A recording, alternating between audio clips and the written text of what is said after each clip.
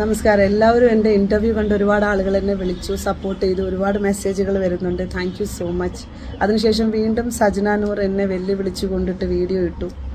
ഞാനൊരു കാര്യം ചോദിക്കുകയാണ്. സജന നൂറിന് മ്യൂസിയം പോലീസ് സ്റ്റേഷനിൽ ഒരു ക്രൈം എടുത്തിട്ടുണ്ട്. സജന നൂറിന് ഫോൺ വിളിച്ചുകൊണ്ടിരിപ്പുണ്ട്. സജന എന്തുകൊണ്ടാണ് ഫോൺ അറ്റൻഡ് ചെയ്യാത്തത്? സജന എന്തുകൊണ്ടാണ് പോലീസ് കേസുമായിട്ട് സഹകരിക്കാത്തത്? സജന ആദ്യം അത് ചെയ്യും. അതുപോലെ തന്നെ ഡീഫമേഷൻ സ്യൂട്ട് ഫയൽ ചെയ്തിട്ടുണ്ട്. നിങ്ങൾ എനിക്കെതിരെ നടത്തിയ പരാമർശം, നിങ്ങൾ എന്നെ വെല്ലുവിളിച്ചത്, നിങ്ങൾ എന്നെ ബ്ലാക്ക്മെയിൽ ചെയ്തത് എല്ലാം വെച്ചുകൊണ്ടിട്ടുള്ള പരാതി ഡീഫമേഷനും ചേർത്ത് ഞാൻ കോടതിയിൽ സബ്മിറ്റ് ചെയ്തിട്ടുണ്ട്.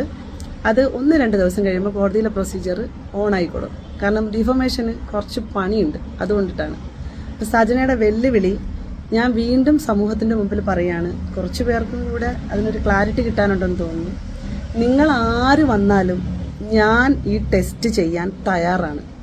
ഞാനെന്ന് പറയുന്ന വ്യക്തി സാമൂഹ്യ പ്രതിബദ്ധതയുള്ള ഒരാളാണ്.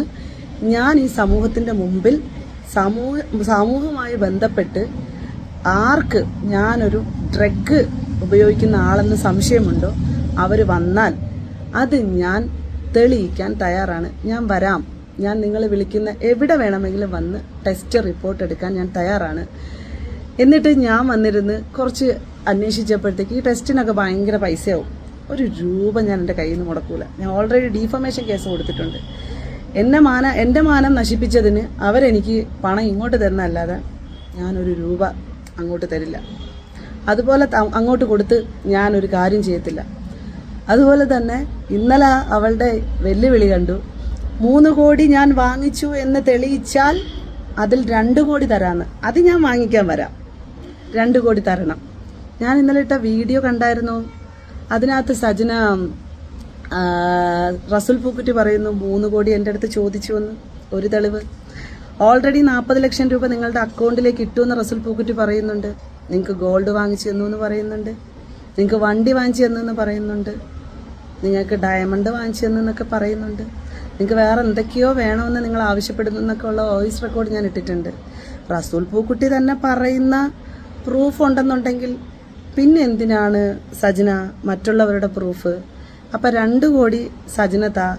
എന്തെന്ന് വെച്ച് കഴിഞ്ഞാൽ 2 കോടി ഇല്ലെങ്കിൽ 1 കോടിയെങ്കിലും വേണം. കുറച്ച് പാവം പിടിച്ച സ്ത്രീകൾ ഇവിടെ ഉണ്ട്. അതുപോലെ നിന്റെ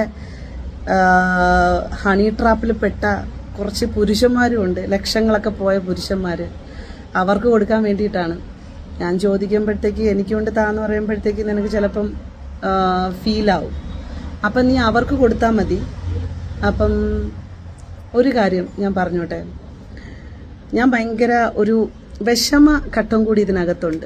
കാരണം ആ സങ്കടം പറയാതിരിക്കാൻ പറ്റുന്നില്ല. കാരണം എന്ന് വെച്ചാൽ റസുൽ പൂക്കുട്ടിയുടെ ഭാര്യ ഷാദിത്തയോട് വളരെയധികം സ്നേഹത്തോടെ ഞാൻ മാപ്പ് ചോദിക്കുകയാണ്.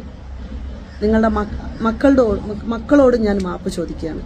കാരണം ഈ ഫ്രോഡുകൾ രണ്ടും കാണിച്ച കാട്ടായിത്തരത്തിനൊക്കെ ഞങ്ങളോട് കള്ളം പറഞ്ഞതാണ്. റസുൽ പൂക്കുറ്റി വിവാഹം ചെയ്തു എന്നും അതുപോലെ ഫിറോസ് ഖാൻ ഡിവോഴ്സായി എന്നും പറഞ്ഞാണ് ഈ റിലേഷൻഷിപ്പ്. അപ്പം ഞങ്ങൾ മുന്നോട്ടുള്ള കാര്യങ്ങളെപ്പറ്റി നോക്കിയിരുന്നില്ല. പിന്നെ പോകെയാണ് അറിഞ്ഞത് ഇവൾ കള്ളമാണ് ഞങ്ങളുടെ അടുത്ത് പറഞ്ഞത് ഈ പ്രശ്നങ്ങളൊക്കെ ആയി തുടങ്ങിയതിന് ശേഷം. അതിനാലാണ് ഞങ്ങൾക്ക് അങ്ങനെ അവളെ സപ്പോർട്ട് ചെയ്യേണ്ടി വന്നത്. സോ അതിന് ക്ഷമിക്കണം. ഈ സമൂഹത്തിൻ്റെ മുമ്പിൽ കാണിച്ചു കൂട്ടുന്ന ഈ കാട്ടായിത്തരങ്ങളൊക്കെ തുടങ്ങി വെച്ചത് റസുൽ പൂക്കുട്ടി ആണ്. റസുൽ പൂക്കുട്ടി സജനേനെ ഇറക്കി ഫിറോസിക്കെതിരെ വീഡിയോ ചെയ്യിപ്പിച്ച് സജനയ്ക്ക് ഭയങ്കരമായ സിമ്പതി ജനങ്ങളുടെ ഇടയിൽ നിന്ന് കിട്ടി. ഫിറോസിക്ക സൂയിസൈഡ് അറ്റംപ്റ്റിൻ്റെ അവസ്ഥയിലെത്തി. അവിടെ നിന്ന് അയാളെ രക്ഷിച്ചു കൊണ്ടുവന്ന് അയാൾ എല്ലാ ഡീറ്റെയിലും വെച്ച് ക്ലിയർ ആയിട്ടൊരു വീഡിയോ ഇട്ടപ്പോൾ സജനയുടെ ഇമേജ് പോകുന്ന സാഹചര്യത്തിലാണ് റസുൽ പൂക്കുട്ടി ഉൾപ്പെടെയുള്ള ആളുകളുടെ ക്ലിയർ കട്ടായിട്ടുള്ള പിക്ചർ വെളിയിൽ വരുന്നത്. ഇതുവരെയും അയാൾ പുറത്തേക്ക് വന്നിട്ടില്ല. അയാൾക്ക് നല്ല രീതിയിലുള്ള ടോളറേറ്റിങ്ങും നല്ല രീതിയിലുള്ള അബ്യൂസിങ്ങും സജനയിൽ നിന്ന് കിട്ടിയിട്ട് പോലും അയാൾ പുറത്തേക്ക് വന്നിട്ടില്ല. അയാൾ ചെയ്തുകൊണ്ടിരിക്കുന്നത് നല്ല കാര്യങ്ങളൊന്നുമല്ല. അയാൾ ഇല്ലീഗലായിട്ടുള്ള ഒരുപാട് കാര്യങ്ങൾ ചെയ്യുന്നുണ്ട്. സജനയും റസുൽ പൂക്കുട്ടിയും ചേർന്ന് ഈ സമൂഹത്തിൽ ഒരുപാട് വൃത്തികേട് ചെയ്യുന്നുണ്ട്. ഇതൊക്കെ മനസ്സിലാക്കാൻ കുറേ അധികം വൈകിയതിന് ശേഷം ഞങ്ങൾ കൃത്യമായിട്ട് കാര്യങ്ങൾ മനസ്സിലാക്കുകയും ഞങ്ങളത് തുറന്നു പറയുകയും ഇവരെ ഞങ്ങളുടെ ലൈഫിൽ നിന്ന് മാറ്റി നിർത്തുകയും ചെയ്തിട്ടുണ്ട്. ഷാദിത്ത വീണ്ടും പറയാണ്, നിങ്ങളോടും നിങ്ങളുടെ മക്കളോടും ഞാൻ ക്ഷമ ചോദിക്കുകയാണ്.